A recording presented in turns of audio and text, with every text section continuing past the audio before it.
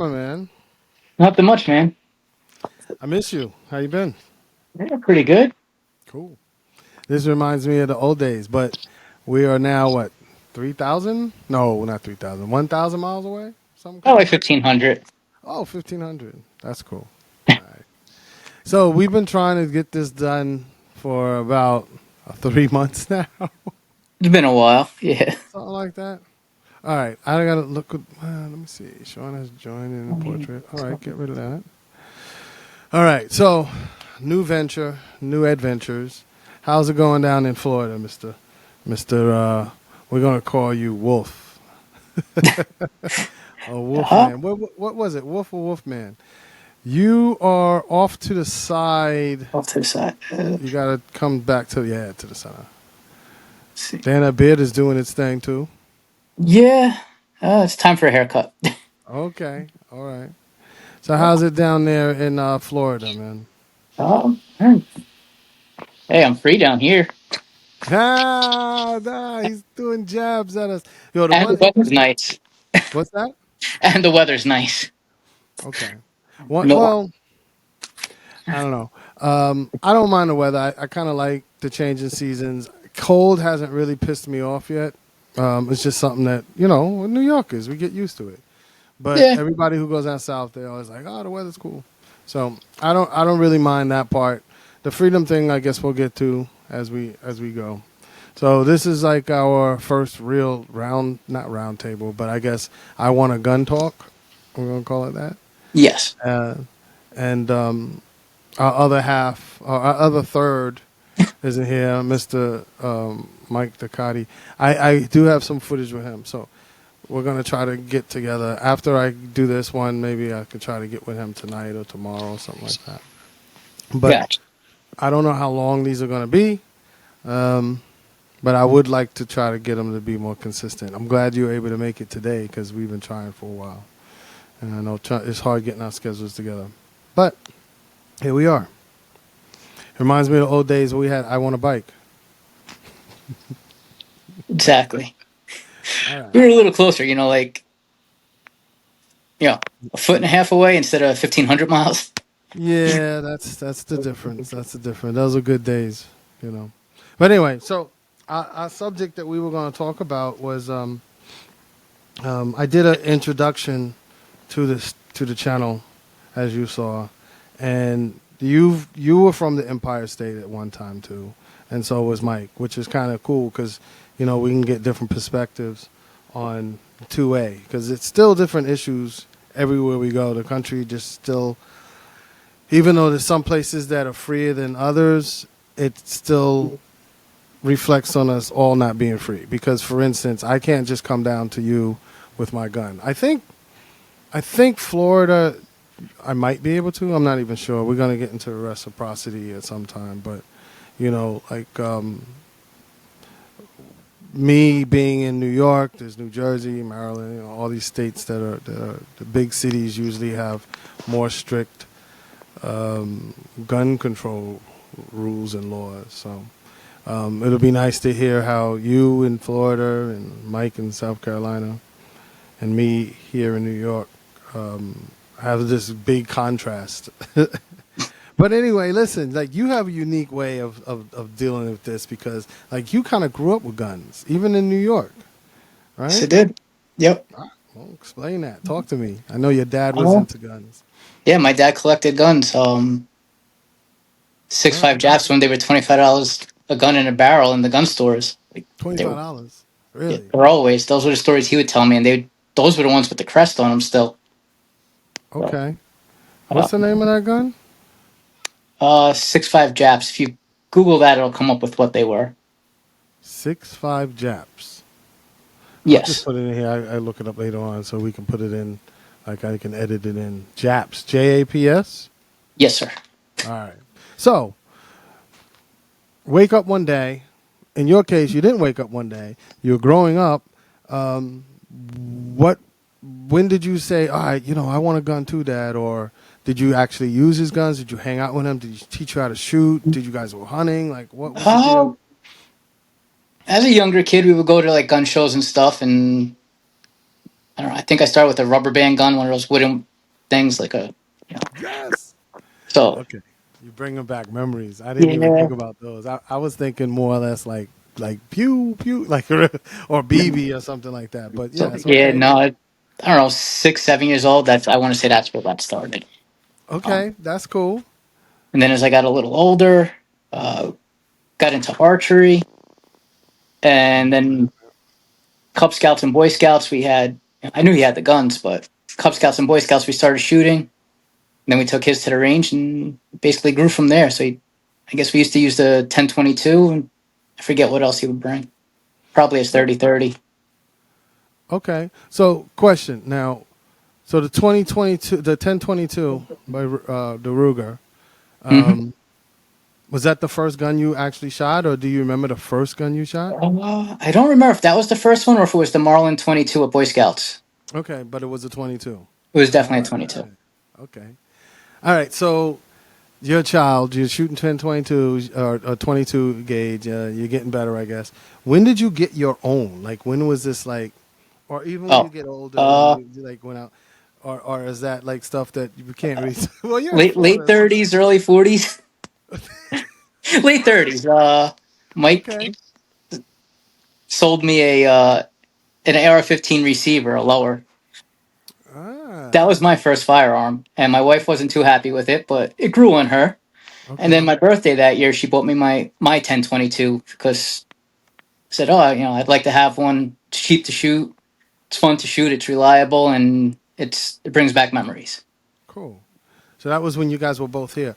Was it when you guys had the house or one of the apartments or something? Uh, we were renting the house in Sound Beach. Oh, all right. So, yo, listen, wait a minute. What year was that about?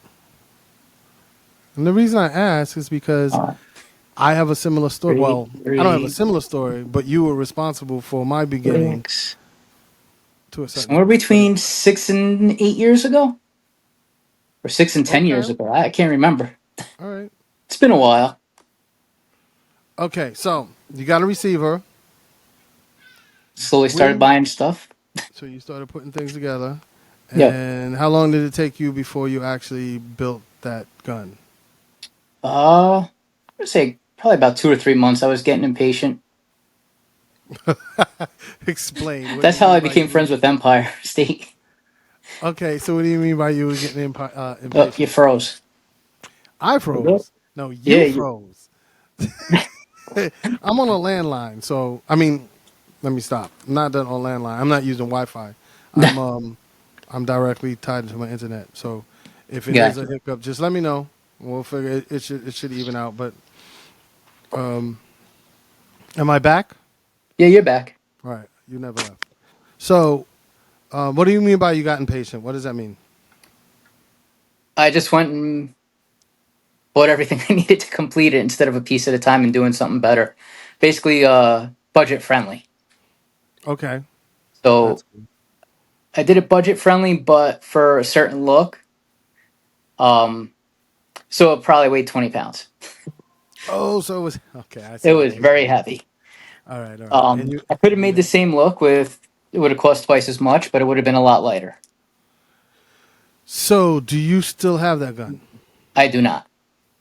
I did not enjoy shooting it. I probably could have just fixed it with changing the stock, but I had a friend who wanted one, so again we went to Empire and I sold it to him. Okay.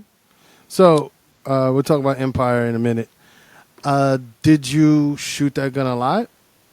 Did you get proficient? Did you figure out like this is a gun that I'm going to use for? It was 400 or 500 rounds, but it was Okay, only good for shooting from a bench. because it was too heavy. All right. Yep. So, from that, if you had to do it over again, would you still go an AR platform? Would you do a shotgun, handgun? Like, what made you do a receiver, or to get into an AR? What Mike was knew the I liked decision? guns, and he had a receiver and basically said, "Here it is." So that was it. That was how it started. Okay. If I had to do it again, I have nothing against the AR platforms. I probably would start there because they're easy.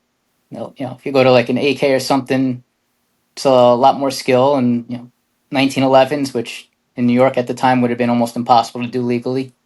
Mm. Um, yeah, Yeah, we have to.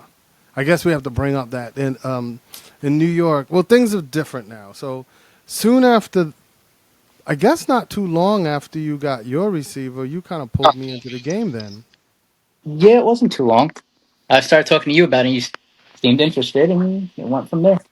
you know it's funny. I remember when you. I don't know. I remember me being in a depressed state, and you said. I remember you coming by and said, I don't know if you came by, if you called, or we were speaking. You were like, "I'm going to go to the gun store. You should come with me." And I was like, "Wow, go to the gun store." But I remember going with you, and it was funny because as soon as we got there, and this was when Empire was over in the trailer, right? Weren't they in the trailer? Yeah, they were. Yeah, across the street. And it was weird because I think it was I lost your picture. They are. Okay, you're back. I remember like I've been in I guess I've been in pawn shops more than a gun store. No, I used to go to Benson's, but I was going there for a different reason. I was going there because I was fishing a lot. So this was the first time I kind of really paid attention to guns. Like it was a gun store, you know. And I remember you were talking to Mike, and Mike from Empire, Yep. and he was helping you put some stuff together. I remember that, and that's when and you were like, "You should just get one." And I was like, I think that was that first AR I was building. "Really? Yeah, okay." I think it was. And you were like, "Yo, just get a receiver." And I looked, and they had Anderson at the time. What do they call that? Something pony now. It's a derogatory term, and I really will still tell people, get an Anderson lower. There's nothing. I don't care what people tell you. No Anderson is blown up in anybody's face. Well, And like anything, it was you like know, like $60 or something like that. exactly. But like anything else, Anderson makes it for a lot of manufacturers that are higher end names, and people don't even pay attention to that. I didn't know that. That's Yeah, they interesting. Anyway, so I guess totally used to. I'll get back to my story a little bit later because I still want to kind of focus on you, and I know we don't have like all the time in the world, you know. So, and this is a question I'm going to ask Ducati as well because I watch a lot of YouTube channels, you know, and I've gotten pretty. I'm a student of guns, all right, and the reason I say that is because once you got me involved, I kind of take off with things. I'm very compulsive when it comes to certain things. So, I mean, I guess you've seen my knowledge grow. Like when you took me to the store that day, I knew nothing, you know, and it's come a long way. But Definitely. the reason I'm bringing this up is because different people have different ideas on what your first gun should be. I think the main question is what you want to use the gun for. But in any case, I've heard people say, you know, you should get a shotgun. Everybody is more used to a shotgun. People hear the shotgun sound, and it deters people if you're trying to do it for self-defense or, you know, for home defense, I should say. Other people I've heard say, yo, get a gun, train, learn how to use it. That should be your platform first. I tend to kind of agree with you. I think a semi-automatic rifle, is a really good place to start for self-defense or home defense or just practicing because I still love my ARs. But yes, so that's interesting that you said AR. For some reason, I thought you were going to say your first gun was a shotgun, but it No, wasn't. All right. So I listen, got. you know, we have our Instagram account, right? Yep. Still waiting for some more pictures from you, by the way. And there was an AR that I put on, like one of the top three, I think the first three things that I put up on that Instagram account was an AR that was black, and it was yours, I believe. Was that the gun that we're talking about? With a bipod on a wooden floor. Yes. Yep. That's the gun. That was your first Yep. gun. Okay. All right. So we About got to definitely show that. We'll flash back to that and show it in post or whatever. All right. And that's the one you got rid of. yes. Okay. Now, I remember after that, you were also building an AR-10, right? and that I still have. That you still have, and that's chambered in 6.5 Creedmoor. 6.5 Creedmoor. Sean, have you shot that gun? Uh, it's got like less than a box of rounds through it. Okay, but you did shoot it. Was it I shooting? did. Okay, I I thought didn't you have shot any. it upstate. Didn't you shoot it upstate? I don't know if I shot it upstate at my friend's house or if I took it to the range with me when I was with you. Really? I Probably don't remember that. upstate, I think, because you probably would I have remembered remember you it. said something about you were outside in the backyard, Oh and yeah, and that was upstate. and you was shooting kind of straight, and I mean it was kind of true, but you didn't. There was I had something that you. no Did, sights, no glass, no nothing. all right. So Yeah. it was before I had any sights or scope or anything. So I was just shooting down the barrel to make sure it went where it was supposed to go and that Cool. it functioned. That is a cool gun. I don't know. Do I have a picture of that gun? Probably Really? probably next to the 15 and there that I have now. And it Oh, looks so like you. it's twice the size. That was the next question I was going to ask you. Did you ever go back to that 15 platform and build another one? Yes. Hold on one second. The AR-15 Malia was has talking a about it. Didn't 16-inch barrel and a flash hider and a collapsible stock. I believe what did I say it was 29 or 30 inches collapsed. It's a little over legal. it? Okay. Um, and the AR-10 is over 4 feet long. I want to say, That's dope. Yeah, or I'm maybe not it's just sure if I that. have that gun. I would like to see it. You got to try to get it to me. All right. So, um, if we put together an outline that we're trying to go through, like to tell a story about, your first interactions with a gun. Um, so we went over your AR-15. I don't know if I have the second AR-15 as a picture. You got to get me it if you can, so we can show that one. Before or after. Have you shot that one at all? Yeah, that's got probably not a lot, maybe a couple hundred rounds through it. When did you build that one? Were you still here? I was, yeah. Oh, okay. I remember we went out one time before you guys moved, and you had something with you. Was it that? Did you have that with you I at the had time? the AR-15. I don't know if I brought the AR-10, but I had the AR-15, the PC-9, and the 1022. PC-9. So when did you pick up the PC-9? Because I remember shooting that, Uh, and Malia shot that as well. from I got it from Empire, so I'm not too sure. It's the newer style of it. The first generation of the PC-9 was not a takedown, but the second generation is. So I got the second generation. So that, and I got that from Empire also. All right, that's dope too. Um, so I had something in this outline that said what responsible gun ownership looks like. We both have daughters.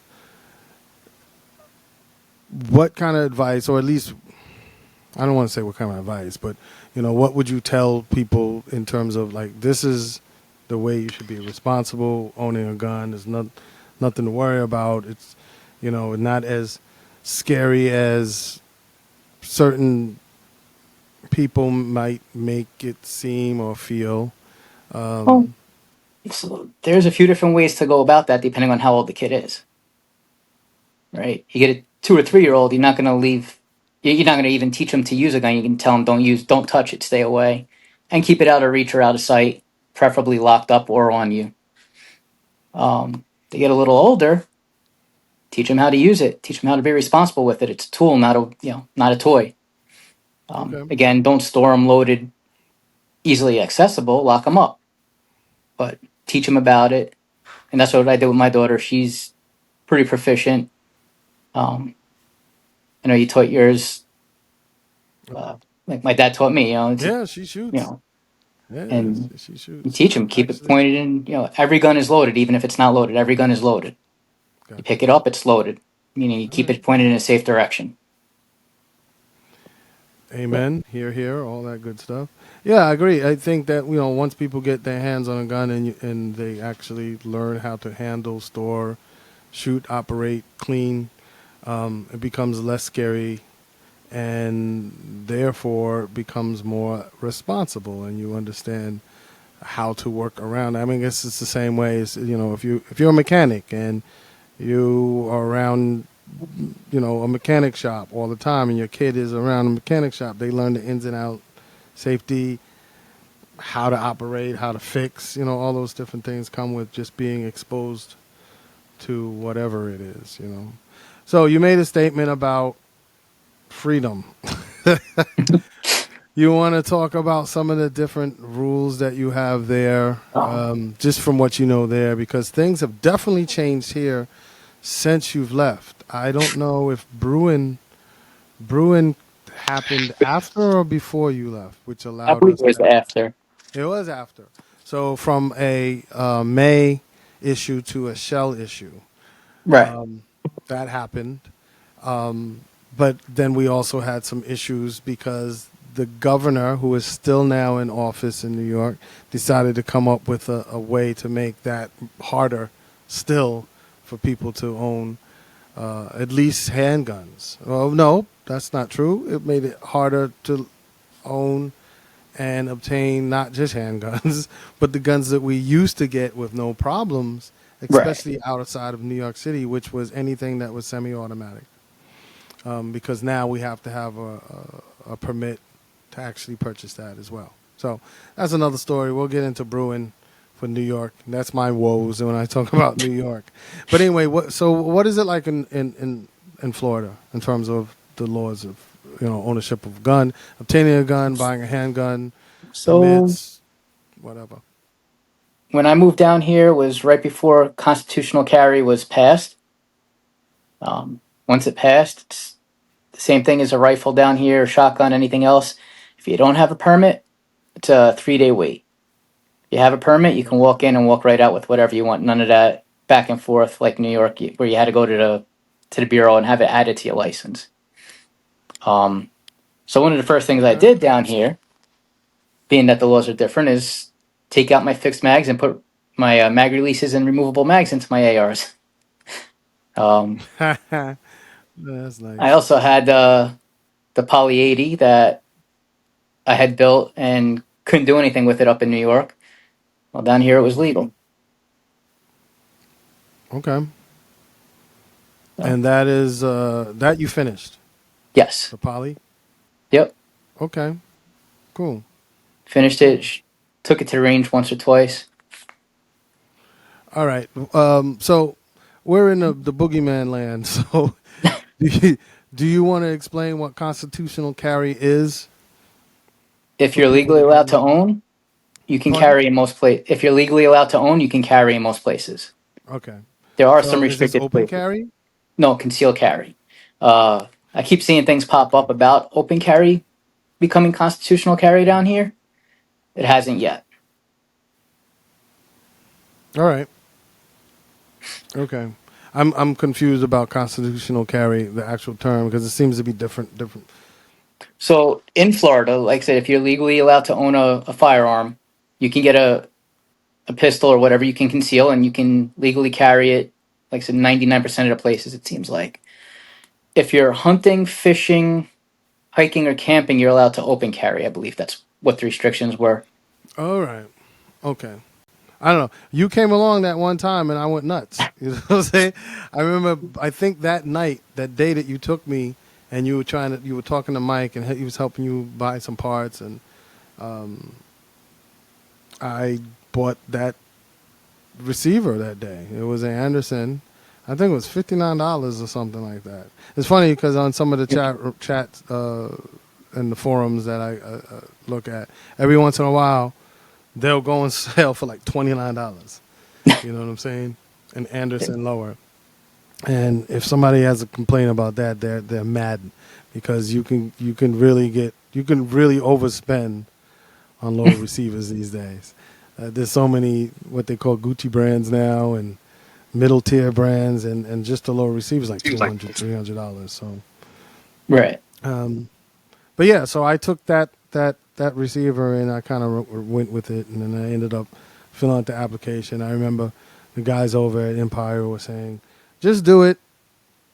And it's funny because 10 years before you, there was this other guy who was like, get a get your permit. Come join me. I'm shooting all the time. He was a student from Suffolk, and he wanted to be like his idol was what was Dog the Bounty Hunter? What was that his Okay. name?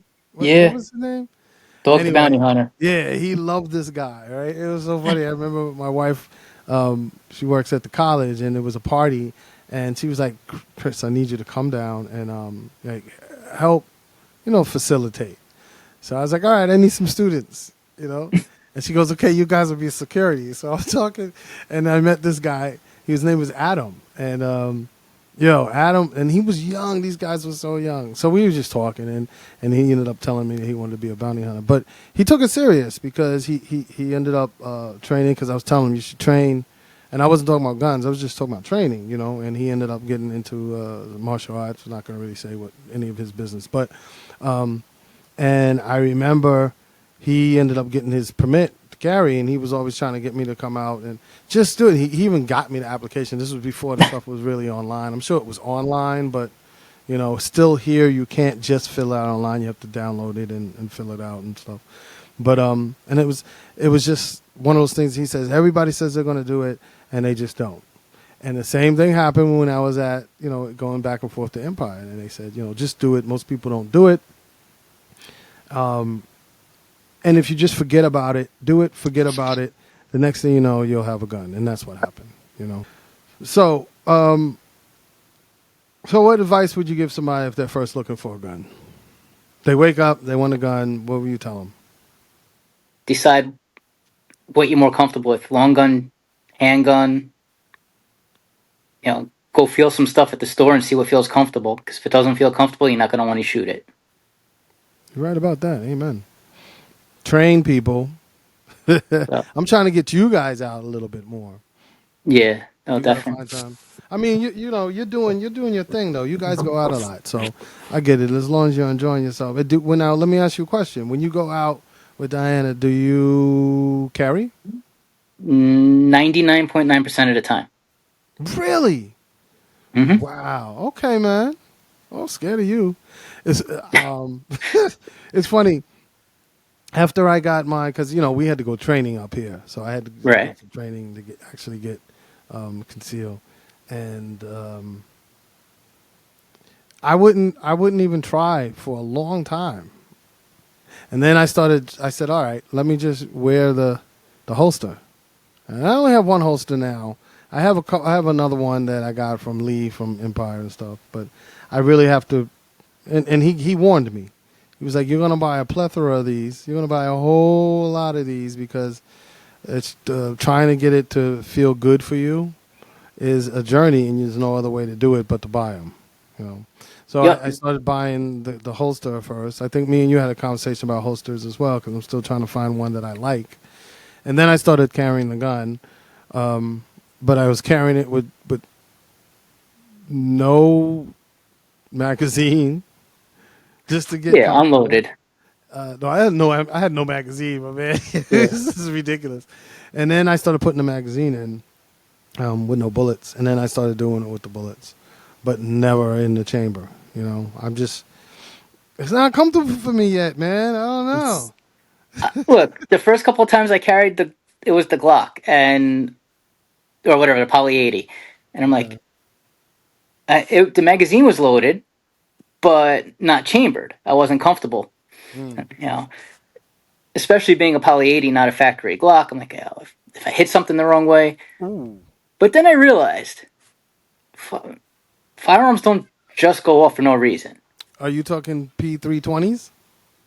Well, That's in another. general, That's it's another way.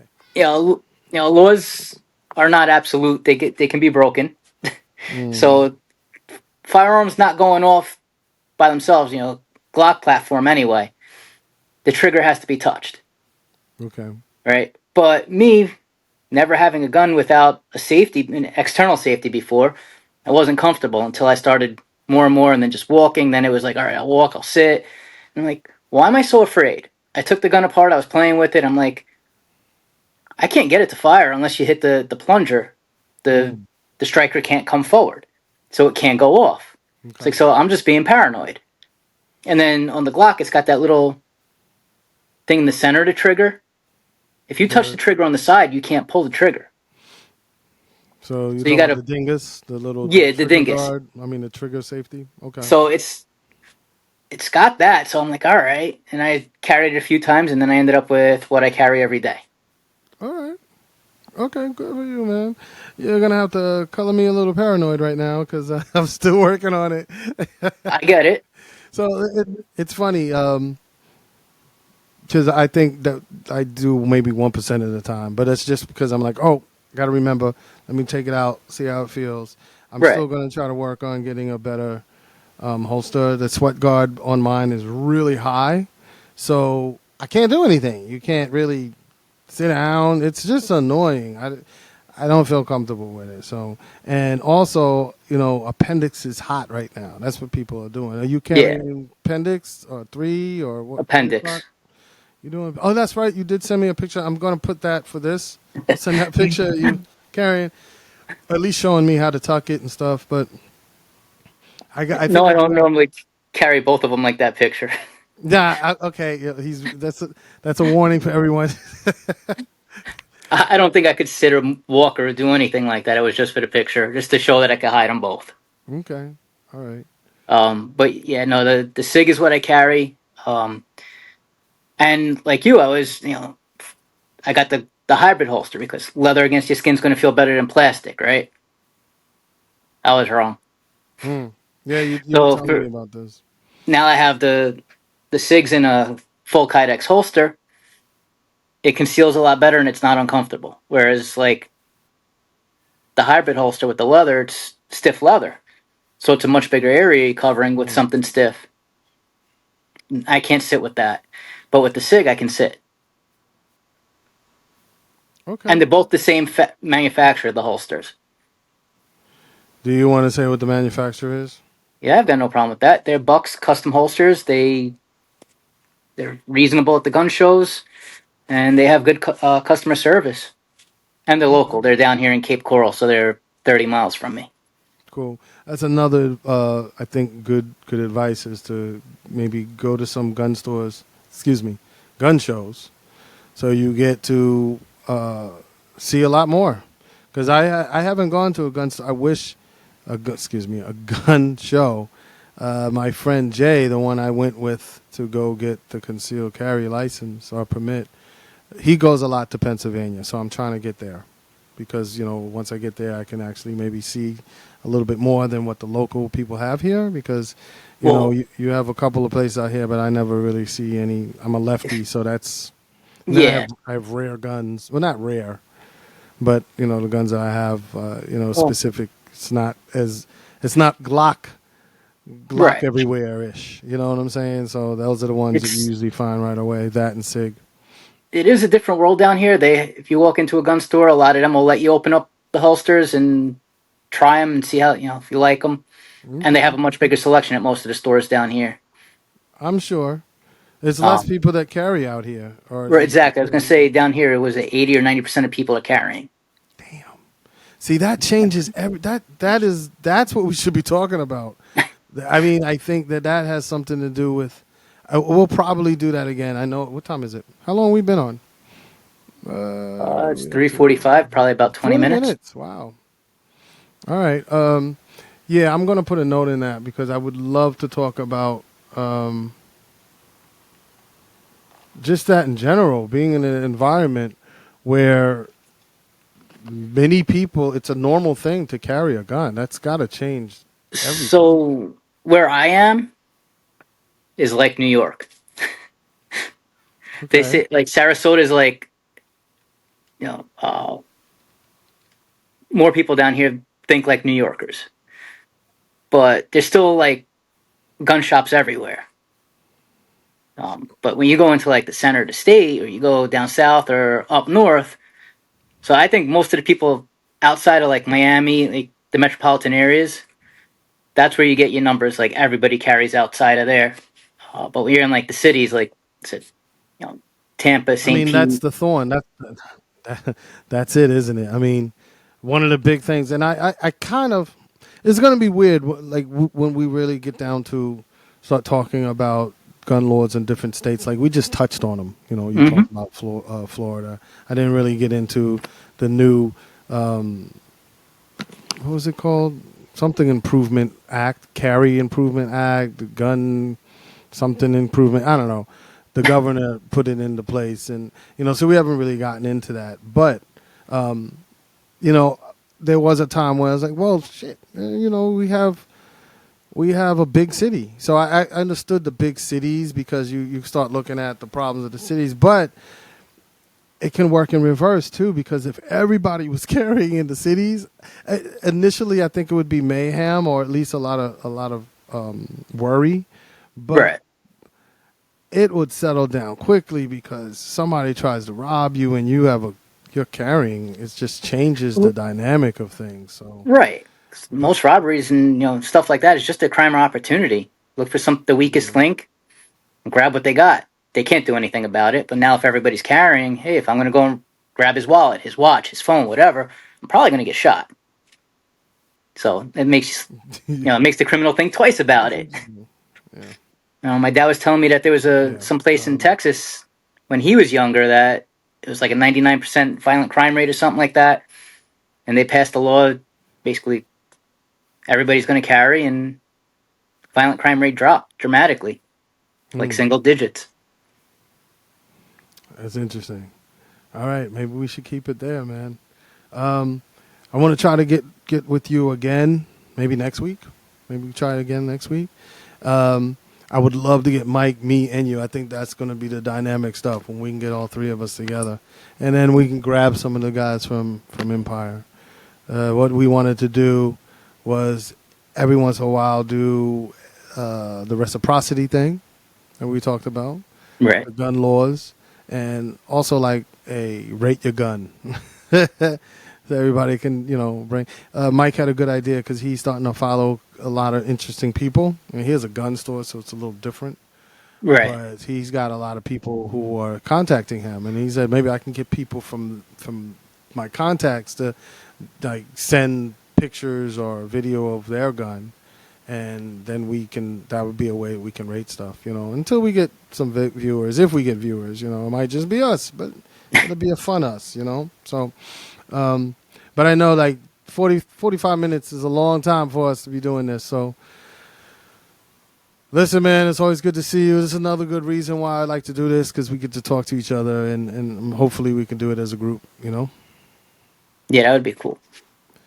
All right, Get my a brother. And this is I Want a Gun. I guess it's our first I Want a Gun talk, and I hope to see you soon, my brother. likewise. Try to get some training in, man. I'm gonna start bugging you guys about that. See, now that was another thing. On Long Island, I had for a pellet gun, but I had a range set up in the basement. I took a piece of cardboard, silhouette target, and marked off Mm-hmm. different, lengths, different distances. Okay. And Charlie was even playing with, the pellet gun down there. Right, right. But now you're in the state of the free, so you should be I freaking wish I had a shooting, basement. man. Now we don't have Yeah, basements down here. yeah, So, yeah, yeah. Water table. I get it. But yep. still, man, you got to try to take out half hour, man. Go shoot. Do you dry fire? Sometimes. Okay. All right. I got Well, mixed feelings about it. They say it's safe, and other people say it's not. As long as some people say, yeah, it's safe as long as it's not a center fire, man, take the rimfire. daggone bullets out. Get yourself Exactly. some caps and dry fire. Because to me, it's this. All right. So I have a friend, one of my close friends, Rich. He's in Virginia, and he's having a struggle with the handgun stuff. But he loves it. I got him like he's really doing the AR things right now. But dry fire is something that he's trying to do because it's just muscle memory. It's just something that he wasn't ever really used to doing. And when we were young kids, Right. we would actually see people that have guns or whatever. But it was just the same thing with them. Even though they were doing this stuff illegally, they couldn't go and practice. So Exactly. nobody's shooting. So it's just an odd thing, or it's something that needs to be learned. And the one thing that helps with the learning is muscle memory. So the dry firing does help with the reloading, boom, coming back, getting back on target, and just being able to do that without actually going to the range. I do think it helps.